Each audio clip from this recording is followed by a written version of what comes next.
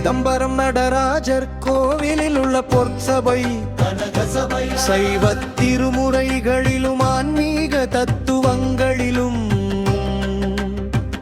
மிக உயரிய இடத்தை பெற்றுள்ளது. அதன் சிறப்புகளை கீழே காணலாம்.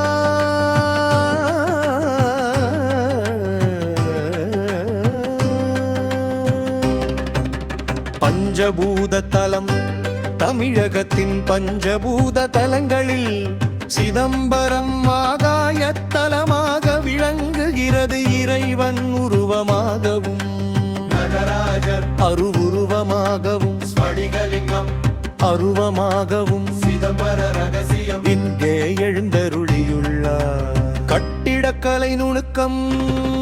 பொற்சபையின் கூரை அமைப்பு மனித உடலின் தத்துவத்தை விளக்கும் வகையில் அமைக்கப்பட்டுள்ளது. பொற்கூரையின் ஓடுகள் இதில் தங்க ஓடுகள் வேயப்பட்டுள்ளன. இது ஒரு மனிதன் ஒரு நாளில் சுவாசிக்கும் மூச்சு காற்றின் எண்ணிக்கையை குறிக்கிறது. ஆணிகள் இந்த ஓடுகளை பொறுத்தது கதிசாணி அடித்திருக்கிறார்கள். இது மனித உடலில் உள்ள நாடிகளின் எண்ணிக்கையை குறிக்கிறது. கலசங்கள். கூரையின் மேலுள்ள இதிலை கலசங்கள் 9 வகையான சக்தி வடிவங்களை குறிக்கின்றன.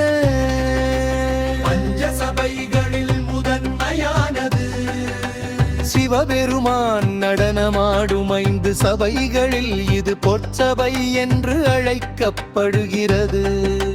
மற்றவை வெள்ளிச்சபை, மதுரை, தாமிரச்சபை, சித்திரச்சபை, இரத்தினச்சபை, வாலங்காடு.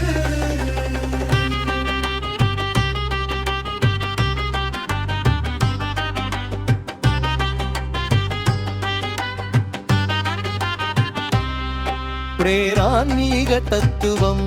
சிதம்பர ரகசியம். பொற்சபையில் நடராஜருக்கு அருகில் ஒரு சிறுவாயில் உள்ளது.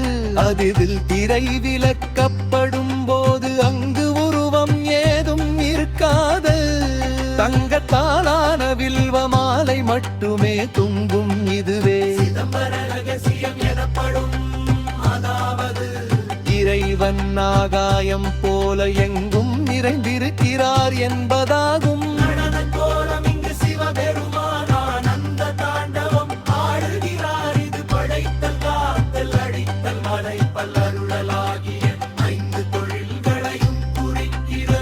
வரலாற்று சிறப்பு. சோழ மன்னர்கள் பொற்சபைக்கு தங்கம் வேய்ந்ததால் பொன்வேய்ந்த சோழன் என்ற பட்ட பெயர்களை பெற்றனர். பராந்தக சோழன் முதல் குலோத்துங்க சோழன் வரை பல மன்னர்கள் இக்கோவிலை போற்றி பாதுகாத்தனர். சித்தமழகியார் சிவலோகம் காண்பாரே என்பதற்கு இணங்க மனதை ஒரு நிலைப்படுத்தி தரிசிப்பவர்களுக்கு பொற்சபை ஒரு ஞான பொக்கிஷமா.